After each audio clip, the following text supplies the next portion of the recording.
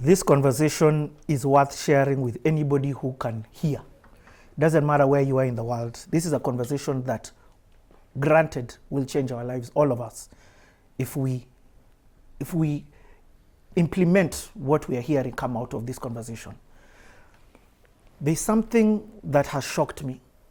I'm realizing this, what you have shared in the previous video was that even though you had an income, you shared that yes, an income is necessary, but even though you had an income, it was the mindset.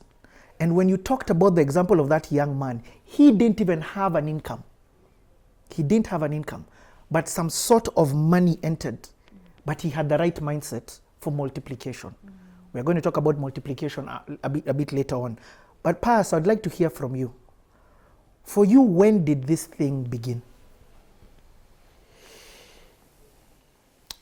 I used to go to a church called Nairobi Lighthouse Church. And there was a gentleman there. You've probably seen him on social media. It's called Amos Ngahu. Yeah. He talks about money. He talks about money. He was just starting. Nobody knew him then. Very young consultant. And he was like, Pius, I need to come and talk to you about money and finances. I was a CFA charter holder. I was a CPA finalist. I mean, seriously.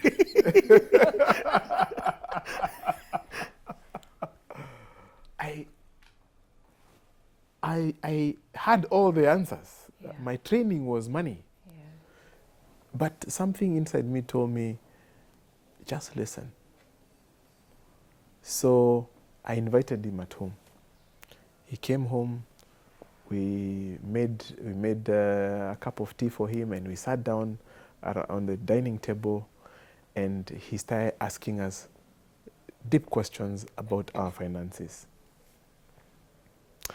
He even gave us homework to do our family balance sheet, and that exercise really captured me, because as I started doing that, I even realized I had forgotten that we had some assets. You know, and that also made me realize what you do not keep track of, you can actually lose it. It can be stolen. Yes. It can be stolen. And there are so many people who have lots of assets, but they are like stolen. You know. An asset, for clarification, what is it? Something you own, a piece of land, or something you hope that will make money for you is what you call an asset. It will put cash into your pocket. Anything that puts cash in your pocket is an asset. And anything that removes cash from your pocket is what people call a liability. Okay. Yeah. But anyway, that exercise triggered me to enter into a journey to reflect on our family finances. And we sat as a family and we asked ourselves, what is the biggest risk we face as a family?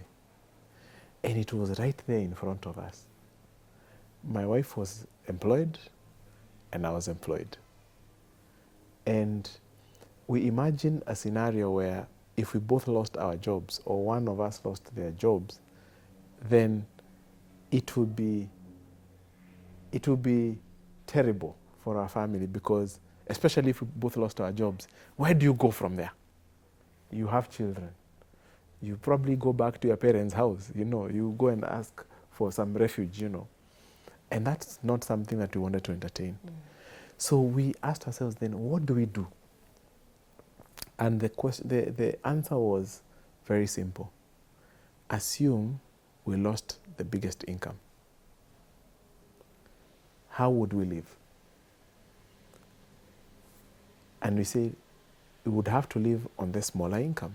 So from that day forward, we said we will be living on that small income, the smallest income that was coming into our family. And the bigger one, we'll assume we don't even get it. And that is what we began paying ourselves with. Okay. You have used the word.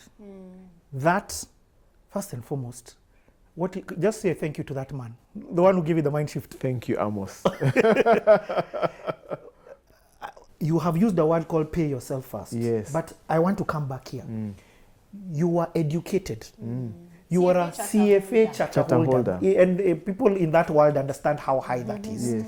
You are in this finance world of investing. Yes. You had bought assets, Yes. but you still hadn't had the mind shift. Yes. I want you to, this video I know is going to make people have that mind shift. But right now, if you were to talk to somebody, what can you say to them for them to have that mind shift? And then we go into this conversation about pay yourself first. I think one of my biggest realization is that financial literacy has nothing to do with formal education.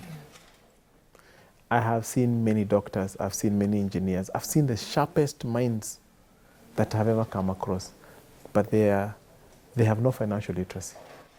Not just that, I've seen many people in our industry, investment professionals. You remember my story? Yes, exactly. Even me, where I was. As much as we had all this knowledge on money, financial literacy is some form of street wisdom.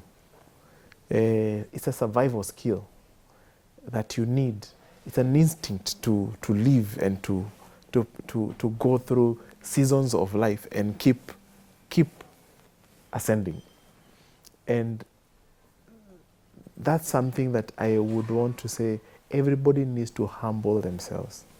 Put aside all the knowledge you have, all the degrees you have, and come back and look at things in a very simple fashion. For us, the thing that opened our eyes was, if we both lost our jobs, what would happen to our family? And that became a starting point of my journey in financial literacy. And everything that we have spoken after that and we are speaking right now started from that point. Yeah. Rina, what about you? What would you say to somebody? We're about to go into the next level, and I want to transition with the people in the car, because it's a journey that we're on. So what would you, just speak to somebody before we enter the next conversation, what would you say to them at this point of the journey as they're hearing you, to trigger them, hopefully to trigger them? Yeah.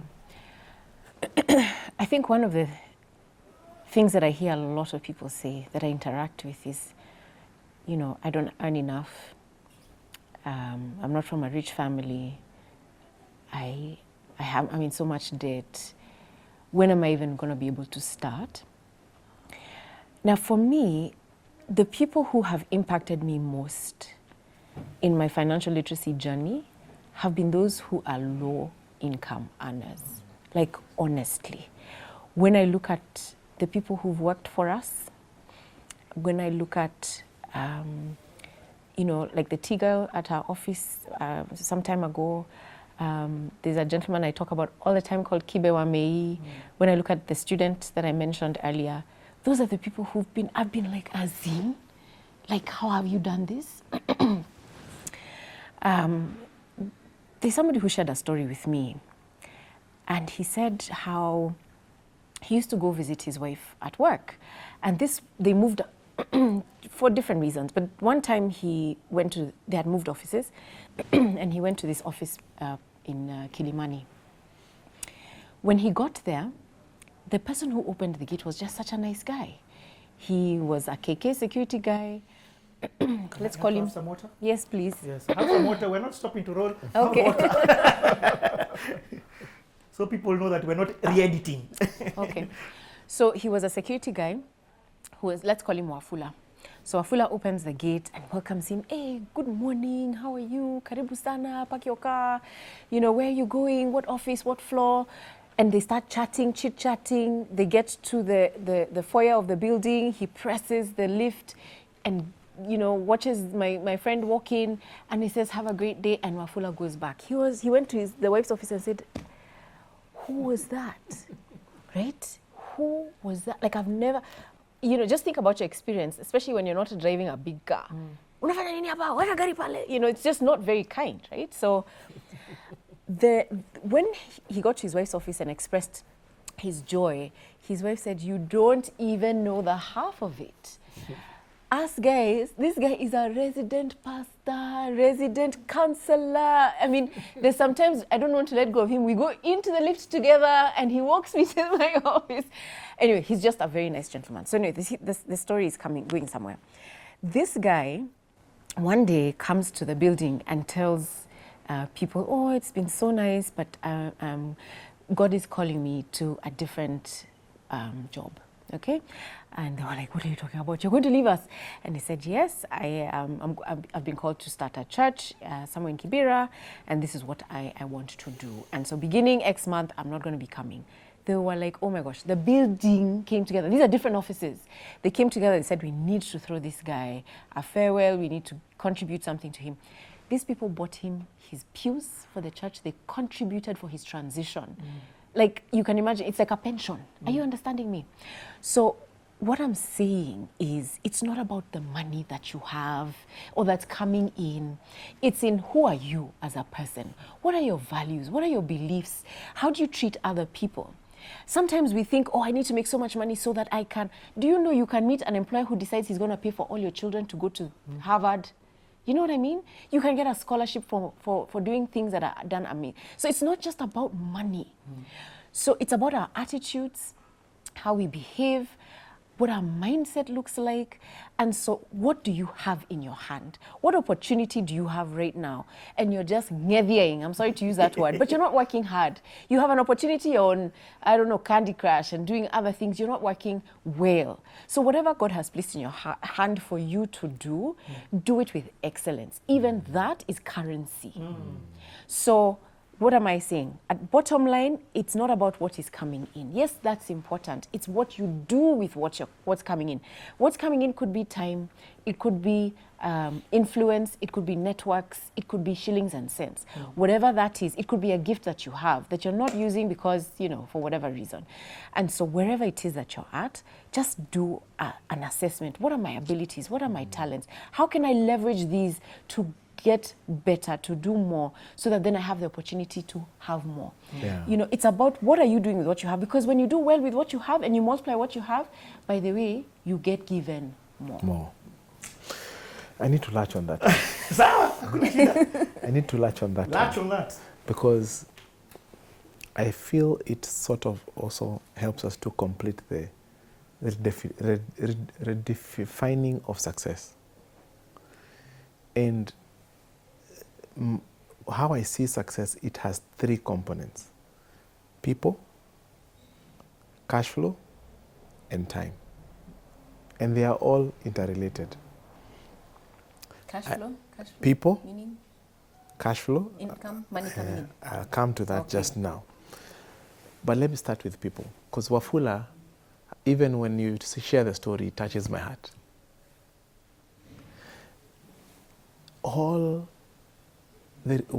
Today what we call the richest 1%, who I think last year were owning about 45.6% of all global wealth, just 1% of global population. They have one thing in common. All of them are doing something great for humanity. All of them, without exception. In fact, Elon Musk will say, I've had Elon Musk, he does not own a yacht, does not even own a home. All his money is in Tesla and SpaceX to solve big global problems. The whole idea about success is not me and my bills. Is not you and your bills. Is about how that wealth will change everything for many people. It's about impact. Your needs are too small. And because we are powered by God, whether we like it or not, God does not power selfish ambitions, you know. So we need to rewire our thinking about where we are creating wealth. It's not a self-serving thing, but it's a people-serving thing. If you look go back to the story of Wafula, he had a gifting, a gifting with people, a gifting of touching, of servicing people. There was Care. Of caring people, of ministering to the people in that building. So he was touching people in that building. What happened next? It affected his cash flow. That's so deep. Now, you will notice I have moved very tactfully from the word money to cash flow. What is, I know you're going to explain When it. you think about cash flow, I want you to think about a river. There's inlet and there's outlet. When people think about wealth, they think about themselves and their families. They form a dam where money flows in but does not flow out. But when money is, because these are fundamental principles of life. When a river flows in but does not flow out, you end up with Dead Sea. Yep. Dead Sea has no living animal can live in Dead Sea. And we don't have enough, we cannot build enough dam to hold all the blessings that God can pass through you. So you only get very little just to serve your purpose. But if you really want to break through, there must be an inlet and an outlet, meaning cash flow, cash flowing in and out. Is that why it's called currency? Yes, And it is that's why it's called currency. You get it? Because it flows. Yes. Yes, it flows. So this Wafula ministered to people, touched people's lives. And because of that, he didn't even need to talk to anybody. He just said, I'm leaving. And they said, no, we're not going to let you go just like that. We're going to throw a farewell. But I'm sure they were not just throwing a bash where they eat and they leave. They were going to put cash in his hands. Yep. Cash flow. Oh. Wow. So cash was flowing into him, and he was going to start a church where cash was going to flow out. So the guy has set himself up in a big way for big success. Now, this is where it gets interesting. When cash is flowing in and out, then you stop worrying that one day you'll be poor, because it's a river that flows in and out, and therefore your hands open and you're able to continue touching the lives, because when it goes out, cash goes out, it touches people. You get it? And the more it is touching people, the more it is So just clarify. coming in. The out is not to my expenses. The expenses are too small.